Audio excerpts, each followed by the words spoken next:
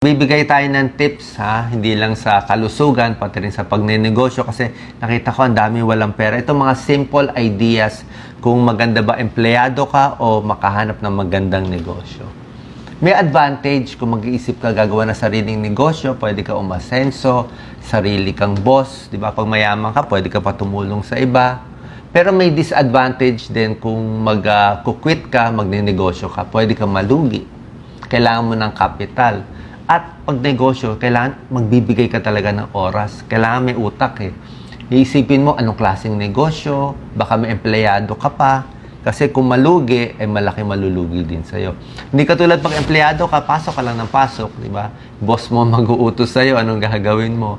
Tapos may sweldo ka. Kaya lang, limited yon. Habang buhay na lang ba yon? Tapos lalaki ka ba? Magiging manager ka ba? O maliit lang lagi ang sweldo mo? Pag negosyo, kailangan may oras, may konting capital, at may effort at talino. Hanapin mo na saan yung talent mo. Nasa pagluluto ba? Meron ka bang naisip na produkto? May kaibigan ka ba? Maganda tong produkto, ipaparating, ikaw magbebenta nito. Tingnan mo, maganda ba yung produkto o hindi? Maayos ba yung mga kasama mo doon?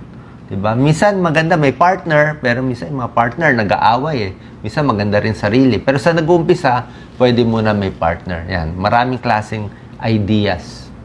Yung iba nagluluto. Pag pagkain, lagi naman may market dito. Pero sa tingin ko sa kita, baka hindi rin talaga ganung kalaki unless marami ka talaga nabebentahan eh. Diba? So, mas masarap ba yung luto mo? Ano meron ng kakaiba sa'yo? Mas healthy ba? Mas mura ba? Meron din naman yung nagbebenta, networking. Kung marami kang kaibigan, maraming products pwede mo ibenta. Iba life insurance, iba kotse, iba gamit, di ba? Magtatrabaho ka. Tapos kung marami kang contacts, pwede rin yan. At pwede ka mag-start na pwede magbenta ng mga baro, buy and sell. Kailangan marami na gumagawa eh. So kailangan meron kang kakaiba. Tawag nga dyan USP, Unique Selling Proposition. Ano meron ka na ikaw meron at iba wala? Parang vlogging. Kung marami na nagpa-vlog ng makeup at ganyan at ibang bagay, tinuturo, tapos gagaya ka rin, medyo mandami ng kalaban. So, hindi mo alam kung makakakuha ka pa ng following. Diba? Dapat medyo unique sa'yo. Mag-aaral tayo. Okay? Magre-research ka, napakahalaga. Ano man produkto gusto mo ibenta, marami naman nagbebenta. May competition ba sa lugar mo? O meron kang market, sino yung balak mo bentahan? Maghanap ka na magtuturo sa'yo. Meron bang teacher na magtuturo sa'yo na may experience? Ano ba pagbenta ng milk tea, pagbenta ng kape, ng tinapay? Pwedeng may location ka na maraming tao kung yung produkto mo, baro, or pwede sabay na, may location ka, meron ka rin online. Pag online, Facebook page talaga kailangan. Bakit Facebook? Halos lahat ng tao nasa Facebook eh. Siya pa rin pinakamarami. Unless mayaman yung market mo, pwede ka Instagram. So, maglalaan ka ng capital sa negosyo mo. Normally, yung first and second negosyo, minsan hindi kumikita eh. Baka pantay lang. Pero at least natuto ka. Paano mag-invest, paano mag-risk, yung tapang. Diba? Pag yung first, second mo hindi kumita, baka yung pangatlo, pang-apat na negosyo mo, doon ka nakikita. Huwag lang umutang sa bangko. Pag utang sa bangko, lugi ka na. Utang ka ng 5-6. Try mo kung uutang ka. Maliit lang yung puhunan sa magulang, sa kamag-anak, o pwede nag-iipon. Papalaguin. Ang tips natin, matuto ka sa success ng ibang tao. Number 2, napakahalaga, huwag gaya-gaya. Pag gaya-gaya kasi, gaya-gaya, puto maya, di ba? So, talagang second ka na lang lagi. Mahirap, mas gusto mo una ka eh. Kaya mag-iisip ka, ano yung bago? Ano yung una? Para mas makuha mo yung market.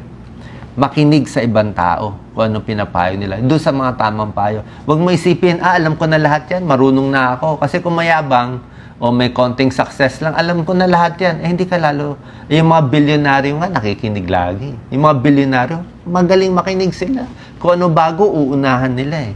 Diba? So, kung di ka pa bilyonaryo, makinig, be humble, ask questions.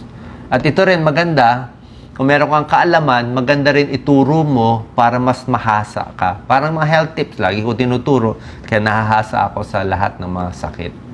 Ito yung mga ideas na pwede nyo gawin. Yan, no?